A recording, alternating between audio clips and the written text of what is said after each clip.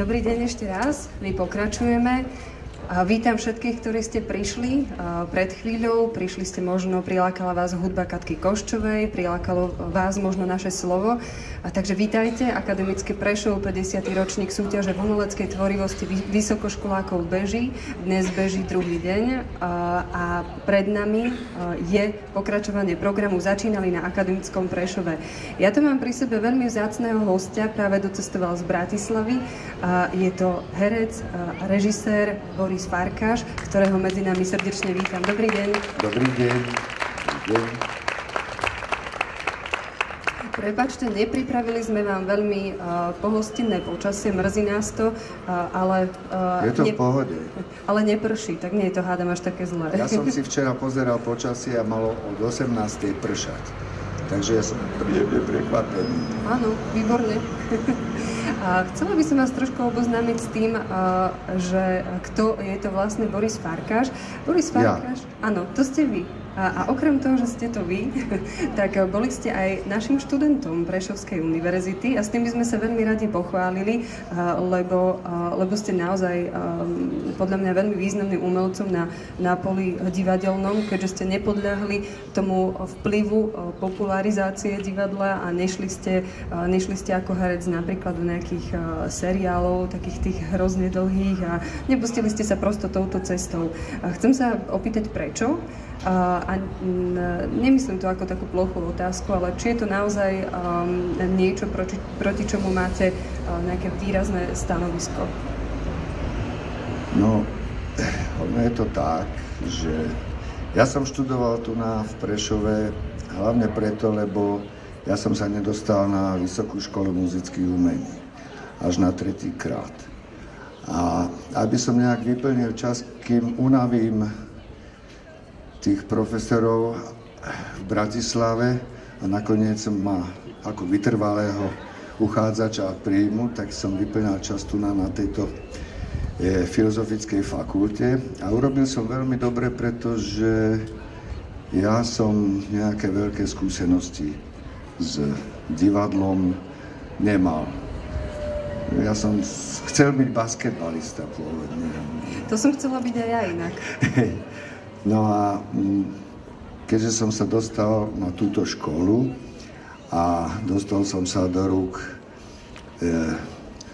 veľmi dobrému pedagógovi, dnes výbornému môjmu kamarátovi, ktorý tam stojí, Karolovi Horákovi, tak som vlastne urobil veľmi dobre a mal som veľké šťastie, pretože on ma vlastne zasvietil do toho, ako prednášať, dal mi základy toho, ako hrať divadlo, lebo už vtedy mal veľmi dobrý súbor malých jazykových fóriem, do ktorého som zapadol. A po tejto dvojročnej praxi v divadle ma napokon na tú VŠMU zobrali. A môžem sa opýtať, lebo každý z nás, ktorý spolupracujeme s pánom profesorom Horákom, tak máme veľmi špecifickú skúsenosť na prvé stretnutie s ním. Máte aj vy takú? No, úplne prvé stretnutie? No, alebo také, počas ktorého došlo k spolupráci. My sme sa trošku aj poznali, pretože on je človek multifunkčný a už v tom čase robil všeličo. Nielen učil na škole, ale robil napríklad aj dramaturga tu v tomto divadle. Takže my sme sa tak okrajovo spoznali. Už predtým, ako som prišiel do školy. Ale potom som bol veľmi príjemne prekvapený, keď som sa stal jeho študentom, že to nebol len skvelý pedagóg, ale on nám bol, nie len mne, celému ročníku, viac menej dobrým kamarátom. To bol vzťah, ktorý som vlastne dovtedy na žiadnej škole nepoznal. A možno aj to mi pomohlo tak sa uvoľniť a začať sa viac zaujímať o to, čo som v živote robiť chcel. Ak sa môžeme opýtať, vy ste študovali na škole v ktorej dekáde? Lebo v ktorej dekáde ste študovali na škole? V ktorých rokoch? No, nevyzerám, ale bolo to v prvej polovici 70. rokov, tak nejako. Takže ste sa zúčastnili tých najvýznamnejších projektov Karola Horáka a študentského divadla. Dá sa tak povedať. Boli to úžasné obdobia, boli sme skvelá partia, všetko veľmi talentovaní ľudia. A niektorí z tých hercov, študentov kľudne mohli skúsiť ísť aj na herectvo. A zaujímalo by ma, lebo mnohí vaši spolužiaci, aj tí skorší, aj tí neskorší, aj tí priami, sú dnes na možno významných miestach, možno sú niektorí tiež vašimi kolegami. Pamätáte sa si na niekoho takého, ktorého by sme mohli poznať aj my ostatní?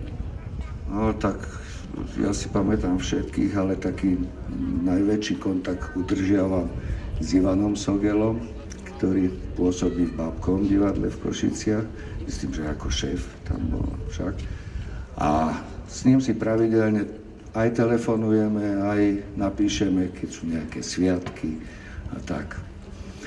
Potom som udržiaval kontakt v Bratislave s úžasným hercom, Palom Kičom. To bol skvelý chlapík, ktorý bohužiaľ už nie je medzi nami. A s ostatnými, veru, od tej doby som sa stretol len veľmi, veľmi málokrát. Dnes sa natáčal aj dokument do slovenskej televízie o 50. ročníku a vôbec o fenoméne akademického Prešova. A pán režisér sa ma pýtal, ako to niekedy bolo, ako vyzeral deň študentov zo študentského divadla Filozofickej fakulty, pretože všetci boli totálne zaangažovaní, všetko sa dialo z večera do rána, každý musel robiť všetko a robil to rád a zanietene. Chcem sa opýtať vás, ako vyzeral váš deň počas akademického Prešova? No, väčšinou si pamätám len do bedňajšky. To už ste boli prebudení? No, ale bolo to strašne živé. Tie súbory, ktorí sem prišli z celého Slovenska, sa medzi sebou kontaktovali. Dokonca si pamätám, že boli také pochody na Kalváriu a prosto nad Prešov v noci alebo nad ránom. Na vítanie slnka? No, také niečo to bolo. To boli úžasné veci. No a keď sme hrali, tak sme samozrejme veľmi svedomito sme sa na to pripravovali. Odhodlaní vyhrať akademický Prešov, čo sa nám podarilo teda. A ostatné dni to boli dni plné radosti. Mierne povedané. A mňa sa stále pýtal pán režisér na pikošky. Máte aj nejaké konkrétne situácie a pikošky? Ono vlastne celé to pôsobenie pri divadelku bola jedna veľká nekončiaca pikoška. Je ťažko tam vybrať nejakú veselú príhodu. To bolo úžasné. To bolo úžasné.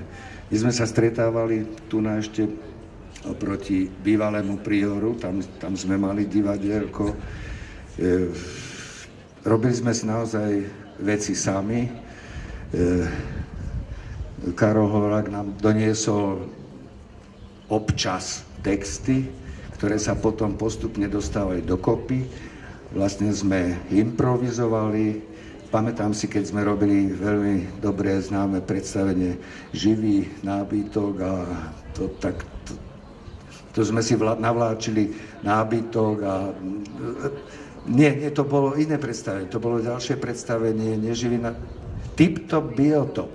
Tak to sme vyradené skrine z kancelárie školy dovliekli do toho divadielka a bol to šialený nápad vlastne, že 8 alebo 10 hercov hralo v jednej skrini predstavenie. Dali sme si za úlohu, že sa nesmieme dotknúť zeme. A sme sa premiestňovali zo šuflíkov do spodnej časti. Cirkulovali ste? Cirkulovali sme. No.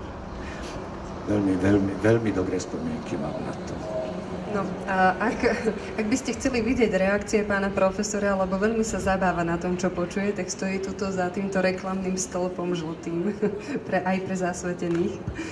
A potom ste, pán Farkáš, sa dostali na Vysokú školu muzických umení. Mali ste problém rozhodnúť sa, či tam pôjdete alebo nepôjdete, či vám ten Prešov nejako prirastol k srdcu a to štúdium, alebo to bolo pre vás nie až také ťažké rozhodnutie, chceli ste sa posunúť herecky ďalej? No tak samozrejme, že tá túžba ísť na tú školu bola veľká, ale veľmi ťažko sa mi aj lúčilo s Prešovom. A to bola zase práca tu na Karola Horáka, lebo on povedal, že tam musím ísť, že tu nesmiem zostať, že by to bolo škoda. Tak vlastne som odchádzal s takým celkom ľahkým srdcom. A hlavne myslím, že som bol veľmi dobre pripravený robiť tú školu. Že som nebol úplným nováčikom a dokonca tým, že sme predstavenia robili spôsobom improvizácií, tak mi to veľmi, veľmi pomohlo. Bol som smelší ako ostatní študenti. A vlastne to, čo som sa ešte v divadelku naučil, tak môžem povedať, že používam aj dodnes. Mám niekoľko predstavení, kde mám s povolením režiséra výšlapy podľa nálady 15-20 minútové ako improvizáciu. Áno, a tie môžete vidieť v divadle Astorka Korzo 90 v Bratislave, kde pán Farkáš momentálne účinkuje. Ale vy ste začínali potom po Vysokej škole muzických umení v Nitre, v divadle Andreja Bagara, je to tak? Áno. Áno. A zotrvali ste tam... Tam som zotrval krátko. Tam som zotrval tak asi 1,5 sezóny, išiel som tam hrať ešte počas posledného ročníka školy.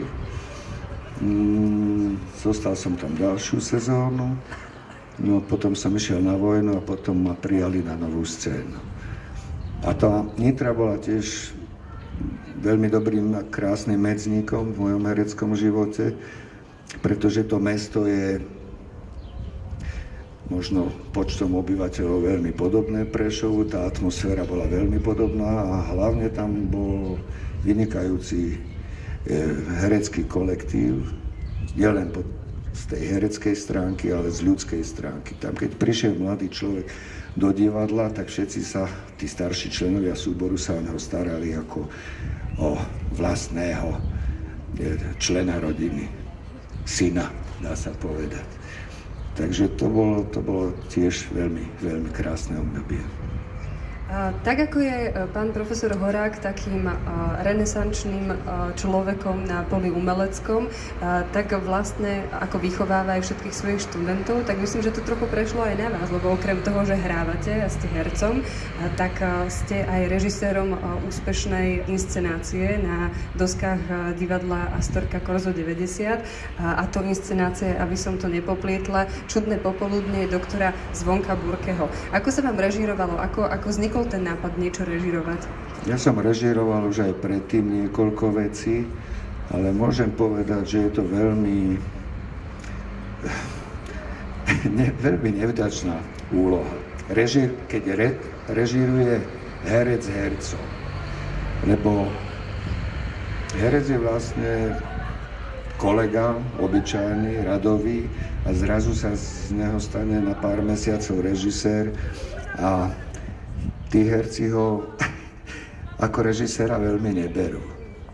A tam je taká fáza takého boja o tom, aby pochopili, že som v nejakej inej funkcii, takže je to veľmi, veľmi ťažká práca. No a ak to predstavenie vyjde, no tak chvála Bohu, tento Burke sa hrá možno už 5-6 sezón, 5-6 sezón stále je vypredaný. No ale tak nie je to len vďaka mne, ale aj vďaka hercom, ktorí pred tými 6-7 rokmi nemali veľa práce a boli zanietení pre divadlo, tak ma vyzvali ako kamaráta, aby som s nimi išiel teda robiť. Dnes sú to už známe televízne hviezdy. Poznáte ich z Partičky napríklad a z iných seriálov. Tak možno aj vďaka tomu ľudia chodia, lebo dnes sa chodí aj na televíznych hercov do divadla. To ste sa pýtali, mňa toto až tak veľmi nepriťahuje, tieto seriály, pretože ja to považujem za kontraproduktívne voči práci v divadle. Už len preto, že taký obyčajný divák, ktorý príde na herca, ktorý ho vidí v nejakom komediálnom seriáli, tak chce to isté vidieť aj v divadle. A veru sa stáva, že keď ten herec nehrá tak ako v tej televízii, tak cez pauzu ten divák aj odíde. No tak je to také s tými seriálmi, hovorím, že keby som bol možno na voľnej nohe, tak by som do toho šiel, lebo z divadla sa vyžiť nedá, ale za týchto okolností ešte vydržím bez... Áno, tak ako hovorí pán profesor Horák, vy ste nazval vás intonačným ekvilibristom, takže môžete si vypomôcť napríklad aj v dabingu, kde ste jedným z fenomenálnych dabingových hercov. Chcela som sa opýtať, aký je váš vzťah k tomuto typu herectva. Myslíte dabingovému? No tak je to zábava. Pre mňa je to zábava, lebo ja to neberiem žiadnu hereckú prácu ako nejakú povinnosť alebo prácu. Je to zábava a je úžasné napríklad to, že ja nemôžem nikdy hrať v americkom filme ako Al Pacino. Ale tým, že ho môžem dabovať, tak je to úžasný pocit. Ja som dokonca dostal aj takú správu od tohto herca, pretože zhodou okolností jeden kamarát, východniar, ma stretol pred pár rokmi a počul ma dabovať Pacina. A hovoril, že to bolo výborné, že či nemôžem zohnať nejakú tú nahrávku. Tak ja som tú nahrávku zohnal a on pracoval pre Hollywood. Nejaký servis tam robil. On sa pozná s tými hercami niektorými. Takže on mu to musí dať. A potom o 2 roky sme sa zase stretli a povedal, že veľmi ťa pozdravuje, keď pôjdeš okolo, že sa máš určite uňho zastaviť a že nevedel, že vie tak dobre hovoriť po slovensky. Tak to bola taká pekná pochvala. To bol pekný pozdrav z Hollywoodu. Dnes je trochu chladnejšie a my sa, milí priatelia, ak by ste mali záujem, budeme rozprávať s Borisom Farkašom aj zajtra v Univerzitnej knižnici na ulici 17. novembra o 10:30, tak možno si povieme aj viac príhod alebo nejakých spomienok, ktoré má pán Boris Farkaš na akademický Prešov, na Prešov a na svoju hereckú profesiu. Ja vám ďakujem veľmi pekne za rozhovor aj za to, že ste do Prešova prišli. Veľmi sa ďakujem tešíme. za pozvanie. Som veľmi rád, že som mohol prísť. A ak chvíľu vyčkáte, vás aj vyprevadím, ale ešte predtým by som na pódium rada pozvala Martina Husovského, ktorý by nám zahral 2 piesne a potom by som sa porozprávala aj s ním, ako s bývalým účastníkom akademického Prešova. Takže nech sa páči, Martin Husovský.